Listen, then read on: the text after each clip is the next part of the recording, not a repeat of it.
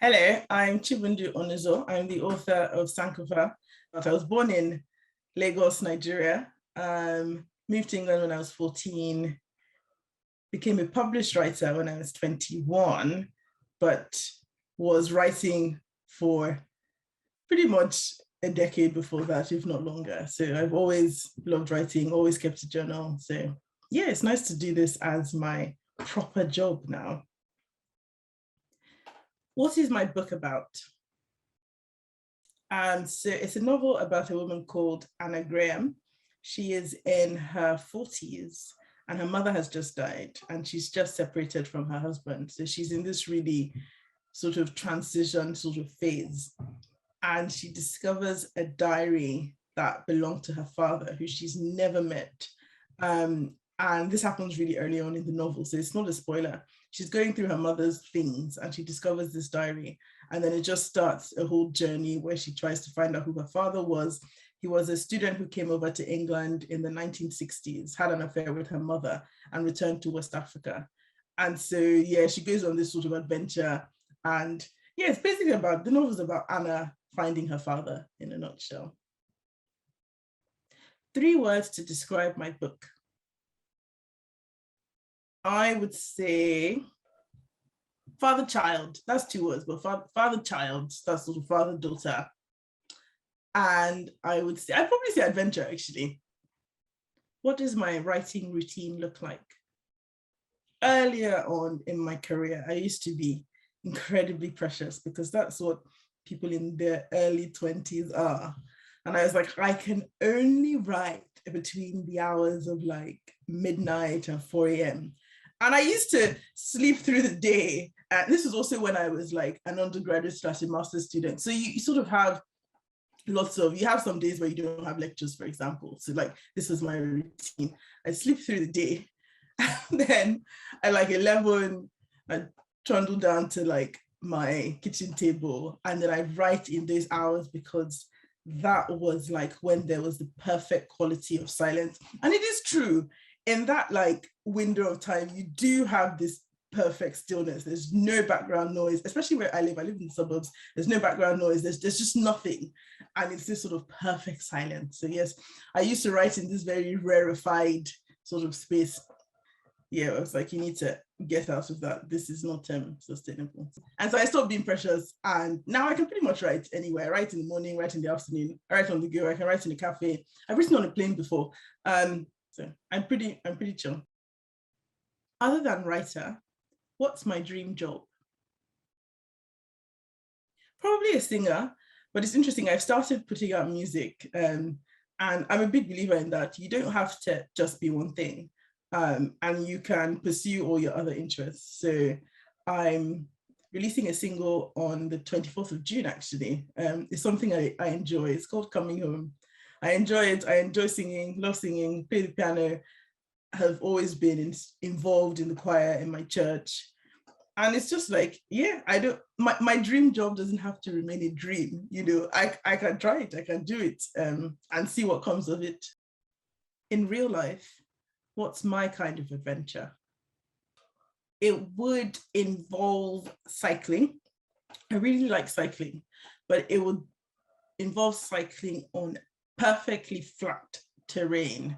I'm really fast when it's flat. Like when it's flat, like I can win the Tour de France, okay? But once you start getting those inclines, things start getting a bit slower. Best thing about being a writer? I think it's the freedom I have, actually. I was saying this to my fiance, and I was talking to him about how I started one project and I wasn't enjoying it. And I thought maybe written about like 5, 6 pages. I'm sort of searching for what to do next, 5 to 6 pages or maybe 10 pages. And I was like, you don't have to.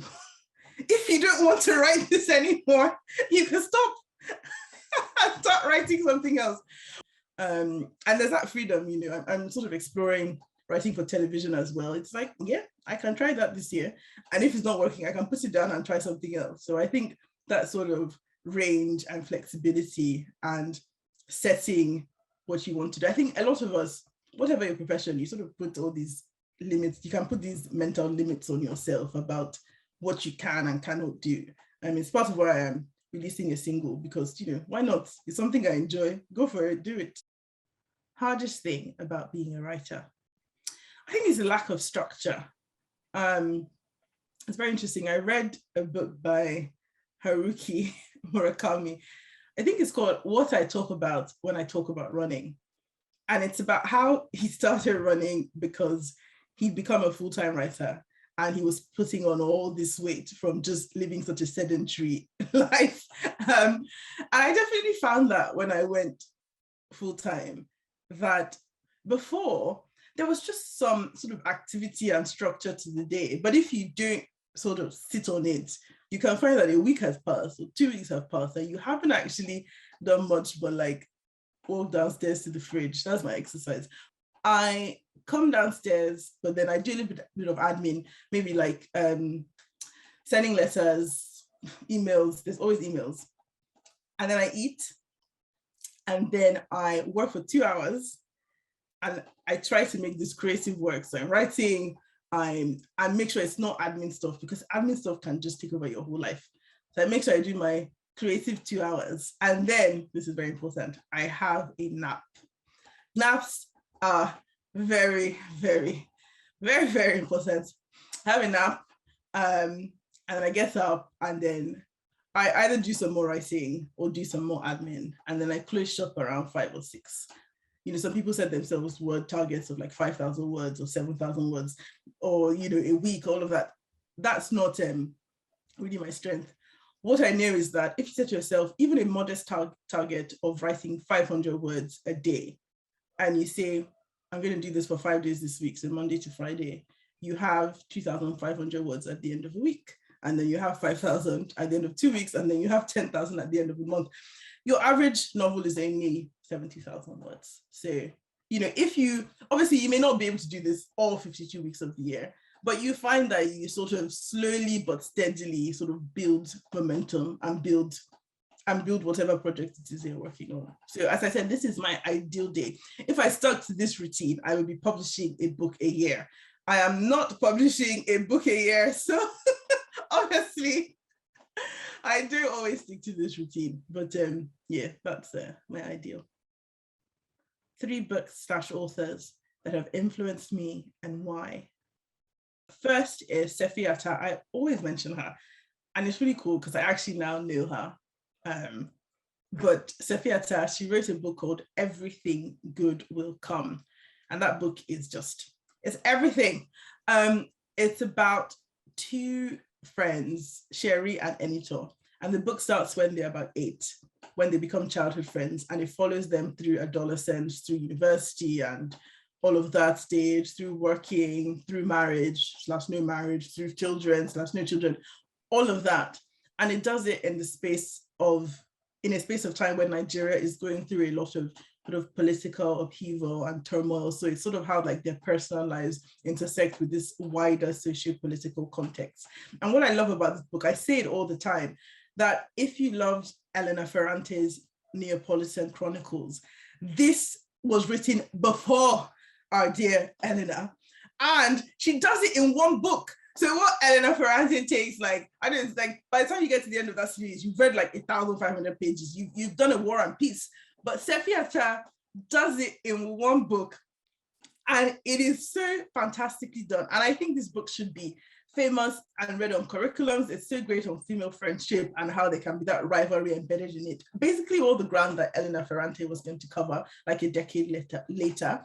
But Sefi Atta got there first. So Everything Good Will Come by Sefi Atta. Okay. And then I like pretty much almost everything I've read by Toni Morrison, but my favorite of her novels that I've read is Song of Solomon, which again, I think Beloved is actually really good. I reread that recently and I realized that I'd missed a lot of the depth in that the first time around. So it might be one of those novels you sort of have to read twice to fully engage. But Song of Solomon by Toni Morrison, that's my all-time favorite. Lastly, I would say Segu by Maurice Condé. Okay, so like these three books should be everywhere. So Segu by Maurice Condé. Now, the first two follow sort of individuals, but Segu is like a multi-generational saga. Like it has the scope of like, again, a War and Peace or Anna Karenina, in that you start with one character and then you follow his sons, you follow their wives, you follow their teachers, you follow, like, it starts from one character and then the story just spreads out and it's from generation to generation. And what she does is that she charts the moment in time where the white man comes to Segu, which is a kingdom in pre-colonial West Africa. And then from that moment, it's the first interaction with the slave traders, and the story goes on and on. It goes, some of the descendants of the first character you see are transported and become slaves in America and in Brazil. And the story just goes on and on and on. And it reminds me of Things Fall Apart. This is going to be sacrilegious because I'm Nigerian, but Things Fall Apart, but better. Things Fall Apart, but better. Because, do you know, Achebe, I love Things Fall Apart, but Achebe writes about the first contact with the white man in this sort of village. But he captures this snippet, whereas she starts before Achebe's novel is set. So she starts with the slave trade, so maybe about 200 years before, maybe 100 years before. And then the story continues and continues and continues, and then continues after Things Fall Apart stops.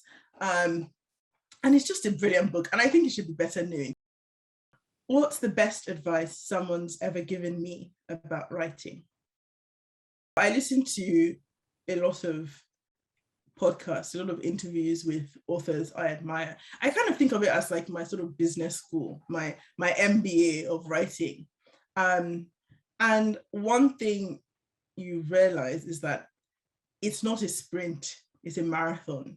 If you want to stay in this game to your 50s or your 60s or your 70s, it's not a sprint, okay?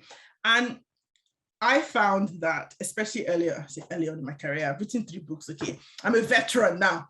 Earlier on in my career, you put so much pressure on every single book release. It's like, this is the book that has to change my life. This is the book that has to be on all the bestseller lists, this, that, and the other. But it doesn't work like that. It's like, this career, if you really want to do, it's decades long. So no book is the one book.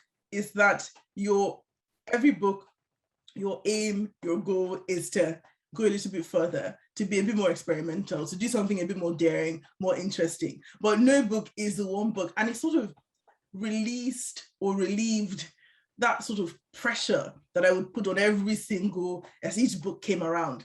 And I think what's very interesting when you listen to people who've been in the game for 30 years, 40 years, 50 years, is, you look at someone like Hilary Mantel, for example. Hilary Mantel did not have her big break, as it were, until she wrote Wolf Hall, which was she